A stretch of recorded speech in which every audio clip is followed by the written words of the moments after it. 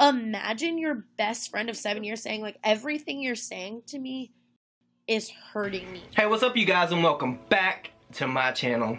Oh, wait a minute. This isn't his channel. Hey, what's up, you guys? It's Dustin, and I'm back. And before we get into this video, I wanted to show you something.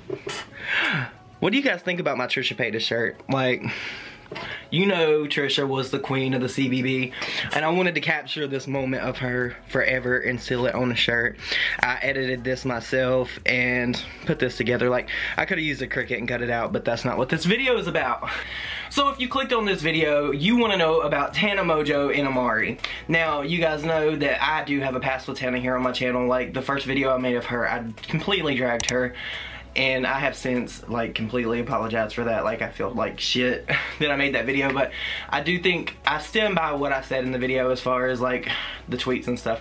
That's not what this video is about. This video is about her and Imari and how they are no longer friends. And I think we can all relate to this in some form or fashion, because we've all had friends that have been, like, shitty to us. We've all had friends that have been users. We've all had friends that have been leeches. We've all had friends that have just basically treated us like crap the entire duration of a friendship, and when you finally stand up for yourself, you're the bad guy.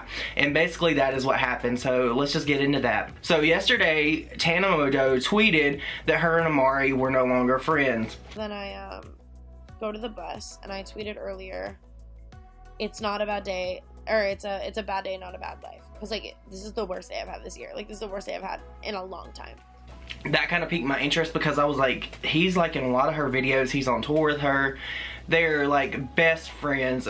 She even says that they've been best friends for 7 years. I don't know that, because I don't know, like, everything about these two. I do know enough about Tana to formulate an opinion on this situation, however. So a lot of people were going back and forth, and they were like, Tana, is this a joke, da da da da da. And I was kind of like, yeah, it may be a joke, because I know the banner between these two. They are, like, really good friends. He was on her trash channel, he's been in numerous videos on her main channel, whatever. So I didn't really pay it that much attention, and a lot of people just kept tweeting about it, and I'm like, okay, something big is gonna come out of this. So I was watching, and nothing happened. Tana didn't tweet too much more, and she did like 3 tweets. I'll insert them here for you guys to see. So it was late last night. It was like maybe 2 or 3 o'clock. I was just sitting down playing my Friday the 13th, minding my own business, getting my ass kicked by Jason Voorhees, and I get an alert, or a notification, that Tana Mongeau is live on YouNow. And the title of the YouNow is What Happened Today. So I was like, I definitely gotta watch this. So I dropped everything that I was doing, and I started watching her YouNow stream. And what I seen completely broke my heart for Tana. Tana was talking about how her and Imari are no longer friends, and why it's not a prank, and why she decided that they can't be friends anymore. So basically, the gist of what it is, Tana said the breaking point for her was she had, like, reached over him. They were like in a green room, or they were somewhere getting ready to go do their tour thing, and she reached over him and she touched his shoulder, and he was like, "Ooh, don't touch me, your hands are gross." I'm like, okay, I mean, it's one thing to tell someone that their hands are gross, like, on one occasion. That's whatever. Like, that's just, some people are like that. So then she goes on into depth about how he is so nice to her on camera, but once the cameras are off, he's a complete asshole. So that made me think a little bit more, and I started listening more into what she was saying. And she said that this happens on numerous occasions. Like, he's not the only person that has been treated this way by him. Mean to me, and it hurts my heart. When I try to hug you and you call me a dirty skank whore, or disgusting, or ugly, or when we're sitting at fucking, like, lunch talking about someone's girlfriend, you're like, yeah, she's fucking hotter than you, shut the fuck up. Like she even says that his mom was like, hey, I bought you 4 new tires for your car, and I paid like $1,400 for them, and he's like, whatever. That to me is completely ungrateful, pretentious, and that is someone that has deeper problems than what they're showing on the outside. I suffer from severe anger problems. I don't think I would ever treat anyone that way, though. My own problems, like, I handle them myself. I have really bad anger problems, but I don't think that's what this is. So Tana then goes on to say that she'll try to get in the bed with him because they're best friends to sleep, and he'll be like, okay, but don't touch me. I'm one of those people, like, if I have a best friend, like, I'll cuddle with them. Like, I do all that kind of stuff. Like, that's what best friends do. They're kind of like a sexless relationship. But they have had a banter back and forth, and it kind of makes you question everything that has been on camera with them, because I think the Tana side was 100% real, but this guy, Imari, like, after everything that she said about him, she said that on multiple occasions he'll be like, don't touch me, your hands are dirty, you nasty slut, or he'll be like, you're just so fucking gross, or da-da-da-da-da. So I'm like, that's just not how friends treat people. You don't go around talking to your friend that way. Like, if you would not want to be talked to or talked down to in a specific way, you don't talk to your friends that way. You're supposed to care about your friends. So Tana elaborates and she says, well, pretty much after the thing where she touched his shoulder and he was like, don't touch me, she said that was her breaking point. And she's like, okay, well, either you apologize or we talk about this right now, or you gotta go. And he's like, I don't want to talk about it. I don't want to talk about it. I don't want to talk about it. And she's like, no, we're gonna talk about it or you're gonna leave. So I think that that says a lot about Tana's character, that she's finally gonna stand up for herself. She does seem like someone that would allow some people to run over her, and that's sad because I love empowered women. And this, to me, it really spoke volumes about Tana to me, because I think it's amazing that if you have a situation or an issue that you want to address with someone and you're blunt with them and you're upfront and you're like, hey, no, we're gonna talk about it, that says a lot. So she says that she confronts him and says, we're gonna talk about this, and he don't want to talk about it. So she says, well, okay, I'm gonna buy you a plane ticket. You gotta go. You can't be on this tour anymore. I'm not dealing with your BS, so you gotta go. Then she says that she bought him one plane ticket and he said the time wouldn't work, and she's like, well, okay, I'll buy you another plane ticket.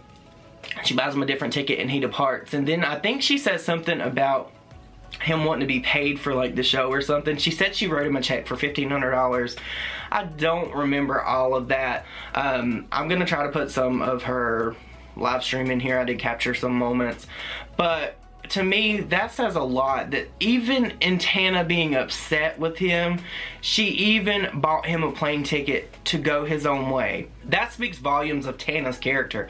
For her to be so hurt and upset that she would still buy him a plane ticket to leave after they've had this major falling out and he's hurt her feelings on multiple occasions, it's just that there's something wrong with this situation. It sounds like Tana has completely been a real friend for 150%, and he just does not care. She even said that she promotes him and does things like that, and I've seen it. She does. Have I ever done to you? Like, except give you a career, shout you out 27, try to get you to make money, be your best friend, be there for you through thick and thin. Like, she said she just wanted nothing but the best for him. She tried to give him a career here on YouTube, because we all know Tana has a mojo. Tana Mongeau has a career here on YouTube, and she has supported him. She has tried to promote him. I've seen it, and that to me just makes this guy sound so completely ungrateful. It makes me feel like she has put a lot of time into a friendship that was not there to begin with.